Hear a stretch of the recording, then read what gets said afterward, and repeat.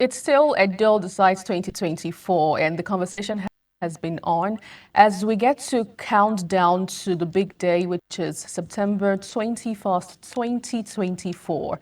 The commitment of the IGP, Inspector General of Police, Kade Bertoku, is on the front burner. It's begging and asking for questions. And also, let's not forget the Independent National Electoral Commission Chairman, INEC, Professor Mahmoud Yakubu, as well. In all of this, as we have heard different manifestos, we've heard election of calumny persons begging that it should not be that way. We've seen clashes, we've seen legal tussle, and we've seen other things as well. One can only hope and beg that come September 21st, 2024, in Edo State, we're going to have a free, fair and credible election for not just Edo people, not just for Nigeria as a whole, but for the whole world to see that, yes, indeed, democracy can be achieved truly to its fullest in the country, in Nigeria. Good morning and welcome. My name is Paul Stevens, live here in our Lagos studio, and joining me to have a conversation as regards upholding a free and fair and credible election in Edo State is Matthew Oluku. He is a public analyst and he joins me live via Zoom. Good morning, Mr. Matthew. How are you today? Good morning. Thank you for having me. I'm fine. Thank you for here with us. So I would love to get your take before we even begin to delve into what it entails and all. When we say an election is free, fair, and credible, what do we really mean?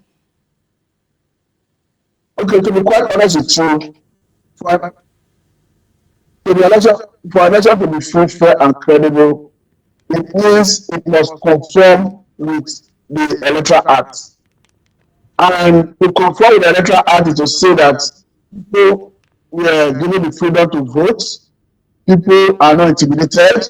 I think the process of election starts way before the election day proper, because we understand that the process of election starts even with the very process of registration.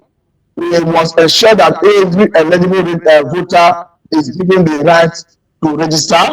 And when it comes to issuing a voter's card, people have access to the voter's card. If that process is free and fair, leading to the voting proper, I think get to the stage of voting. When it comes to the voting, I think in the recent of it, people should be given the freedom to exercise their right of who to vote for. And in the process, after casting their vote, the process must be transparent, the security agencies must be unbiased, and after the process has been concluded, votes will be counted. So if the whole process is not in transparency and those votes eventually count, of course, the election will be deemed free, fair, and credible. Yes, indeed. So judging from what you mentioned, you said as regards being free, fair, and credible, it's not just about the election dates. That's way before the main day, which is Saturday, right there in Edo State. So I would love to have your feel and what you've observed during the course of the electioneering process in Edo State. To be quite honest with you, it's very difficult to assess an election in Nigeria based on what you see in the build up to the election. I will give you an instance with what transpired in the 2023 presidential election. Because before the election, all stakeholders agreed that there was need to amend the Electoral Act, particularly section 4, 5, and 6 of the Electoral Act that deals with the transmission of election results. How we amended it, when INEC will come up with their guideline, we were specific that we were going to use electronic medium to transmit election. That we didn't see, though they give excuse of network glitch. But the truth is, Nigerians were not satisfied or were not believe that it was a genuine network glitch. But having said that, I think the problem we are having is the trusting INEC they will do the right thing. So looking at what has happened in the state, I don't think INEC have done anything wrong. And this is not the stage where perhaps you notice foul play or whatever. INEC will normally do all this required of the law in the process of maybe registration, voters card collection, accreditation. I don't think we normally register any issue when it comes to these processes. Before now, the problem has always been the mode of transmission of election results. I think that perhaps explain the reason Nigerians across board, all stakeholders were interested in addressing that issue of transmission of election results. So to answer your question directly, I think all is going well, but the issue is when we come to the stage of transmission of election result collation, I think that is where more interested in to see how transparent that process will be.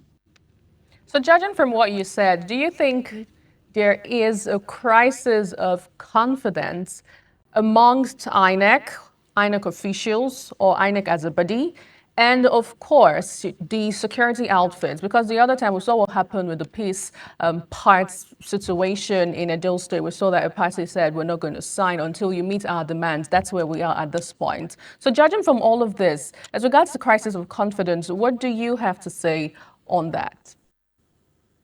To be quite honest with you, there is already a bit of trust in that forthcoming gubernatorial election in Edo State, because needless to go into some statement that came from leaders, which I may say is unbecoming of some leaders, because we have heard some statement like, "Do you want Edo back?" And the president of the Federal Republic of Nigeria, "I'll give it to you." Shortly after that, we have some comment like, "We will capture Edo State." We have other comment like, "I owe it to my party to deliver Abia State to APC come 2027. So what I'm saying in essence is, when we started hearing such statements, definitely other political parties that will participate in the election will not be comfortable with it, knowing that the president, who is the president and the commander of the armed forces, have so much power, enormous power. So when you start hearing statements like that, it's like a tacit directive to security agencies, who of course are partners in the election management, to perhaps do a particular bidding or as the case may be. But as we have it, I think people have expressed their concern, because according to them, they are saying that the arrest and detention of some of their members is not justified. Though the police IG have said that he's not aware that party members were arrested and detained, but he's aware that some people who perpetrated crime were arrested. But however I look at it, I think it takes two to tango, because the PDP of Israel have expressed their worry, their concern, that they do not have confidence in all the government agencies, police, and all of them contribute to manage the election. But I think we need to find a way to build confidence of stakeholders, because it's not the election. It's about let the election and the electoral process be seen to be free, fair, and credible. So answer your question directly, I think the people, particularly opposition parties, who are opposition to the government at the center, are not having confidence in the process. Now, speaking about stakeholders, what role do they have to play in all of this in ensuring that the voices of the masses truly count in the election? As a stakeholder at the level of political party and at the level of electorates, I think there is little they can do, because what you can do as allowed by the law is for you to go out there, cast your vote. Though the law will not restrict you for leaving the venue, you can stay and observe the process, but you don't have right to interfere with the process. So beyond that, I don't think there's much the citizens can do. I think we should get to a point where the election managers themselves should be responsible enough to do the right thing. That is why personally I'm not too comfortable that many months after the election of 2023, stakeholders, Nigerians, are not putting pressure on the system, particularly the National Assembly, to further deepen the democracy. And for me, the only way you can further deepen the democracy is to ensure that very section of Electoral Act. I'm talking about Section 64, Section 4, Section 5 and 6 that deals with the mode of transmission of election result is further amended. If you are able to reduce human interference, of course, it will give people's confidence in the process.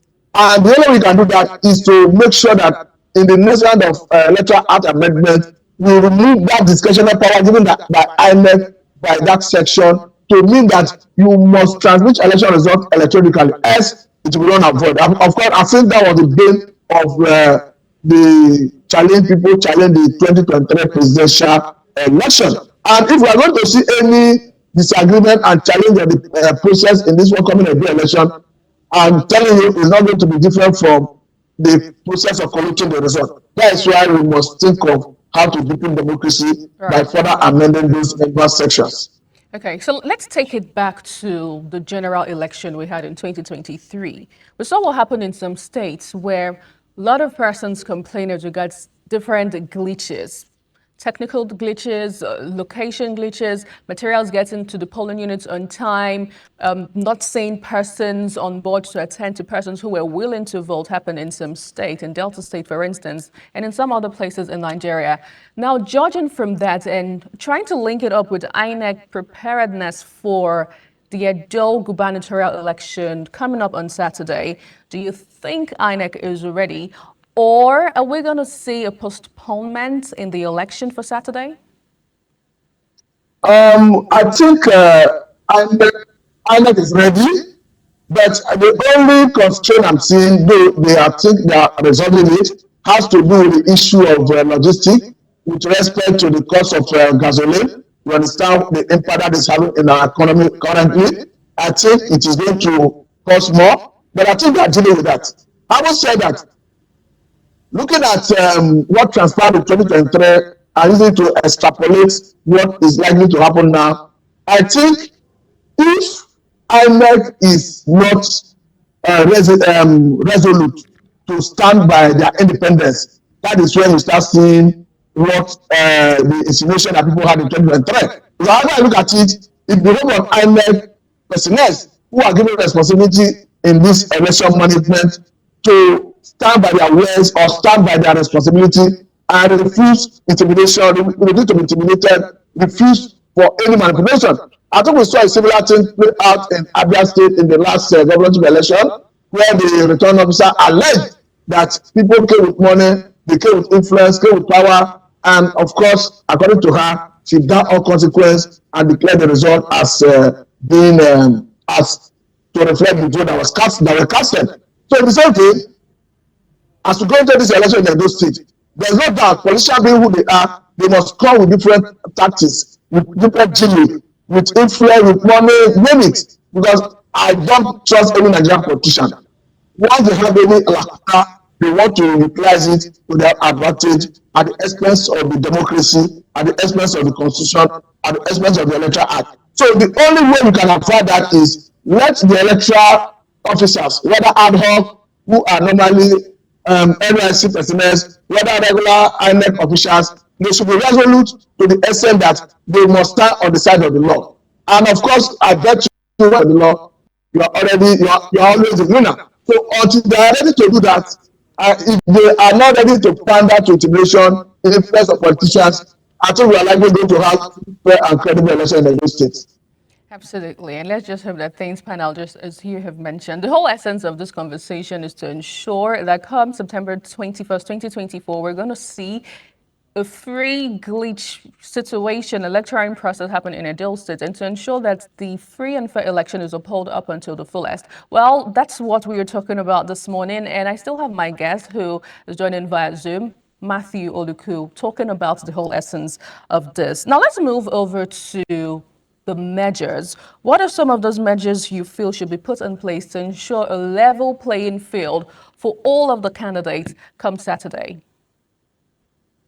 I think the major issue is if INEC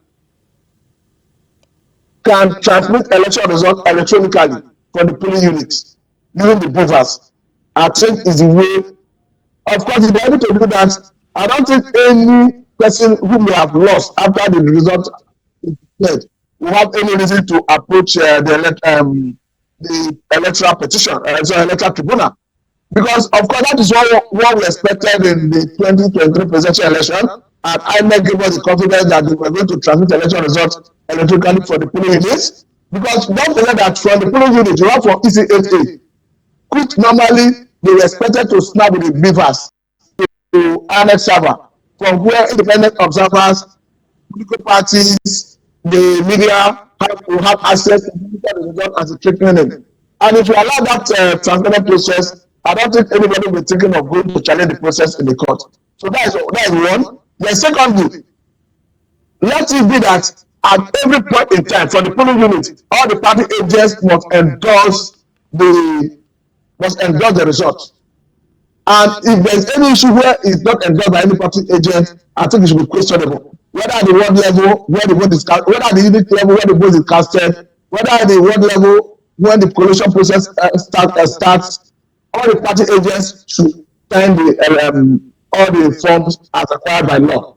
When it gets to local government level, before it gets to state finally where it will be collated. Then again, I think section 60 of the electoral act is very clear that if there is dispute in any of the result, in any of the ward, any of the unit, any of the local government, that they needed to revert to the collated result electronically to resolve it. I think that was lacking in the presidential election, but I think this is like a litmus test for INEC to correct these anomalies. So I think all eyes are on INEC to see how they manage this process. Now, speaking about dispute, recently in the news, we saw the IGP, Kayode Betoku, come out to say he has deployed over 35,000 police officers for the Saturday election, and also additional 8,000 other security outfits will be present on that day. Do you think this might tend to intimidate voters? That's number one. And then number two, how can we ensure that we don't get to see electoral violence happen in some parts of the state on that day? Thank you for that question. I don't think the police have always deterred people from coming out to vote or intimidating people. What perhaps is always a problem is high-handedness on the part of politicians who deploy talks the process to intimidate voters and all that. We saw that play out in so many parts of the country during the presidential election. And if you are asking whether the president of police will intimidate people, I don't think so, because even the law do not permit police officers to be armed within a certain perimeter to the ballot box. And we are seeing it, police have already respected that provision of the law. Police officers are normally accompany votes and voters that man the environment. They are not always armed. So they are always friendly. I don't think they are the problem. The problem has always been politicians who will deploy thugs to destroy the process. And again, another area of the management that the government should take critical is in the area of the roads, not perhaps the police units or rather the chemicals where everything is taking place. The roads leading to these areas and the road leading from local government to local government to be properly manned to ensure that hoodlums, miscreants, thugs do not leverage on the free nature of the road to start moving around to wreak havoc. I think that is the way I see it. Okay, so it's just a few days to the election day come Saturday. Now, my major concern right now would be on the electorate, the masses who want a better government, good governance in Edo State, who want things to get better, who wants to be able to afford basic amenities, good roads. It's still shocking that today we get to see persons campaign using good roads, electricity, water, and some of those things are basic. I mean, when you travel over to other countries, you see how things are, and then you come over here and the reverse is the case. But away from that, what are some of the do's and don'ts electorates should have handy, especially on the day of the election? I think one, the people should not be ready to collect money as a way of inducement from politicians or whoever. Do you think that will still happen, judging from everything we've seen so far? It's a possibility. Okay. It's a possibility. So what I'm saying in essence is electorates should resist monetary inducement. And I think it is evidently enough that we all know, the electorate should know that you don't go to voting centers with campaign materials, because I think the law frowns at it, and you don't perpetrate violence. What you conduct yourself in a manner that will engender peace of the environment. So once you do all this, I think the process should be fruitful and credible. The process have always been fruitful and credible from the point of accreditation, point of voting. I think where we always have a problem has always been the process of collation of election results. Like I earlier mentioned, that does explain the reason the stakeholders were put pressure on the system the other time under Muhammadu Buhari, and we needed to amend section 44, sorry, 64, subsection 4, 5, and 6 of the electoral act that deals with the process of transfer of election results. I think the problem is still with us. We have not dealt with it because INEC that was given the discretionary power to determine the mode of transfer of election result in 2023 didn't do it to the satisfaction of Nigerians. So to that extent, I think we should be looking towards further amending that relevant section of the electoral act so that we reduce human interference. Okay. Now, what would you have to say to the political parties involved in the election?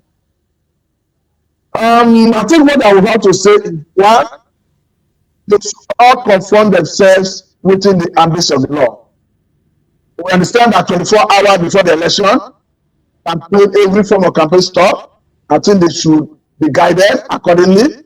Then again, I think they should advise their members against violence. I think that is very important.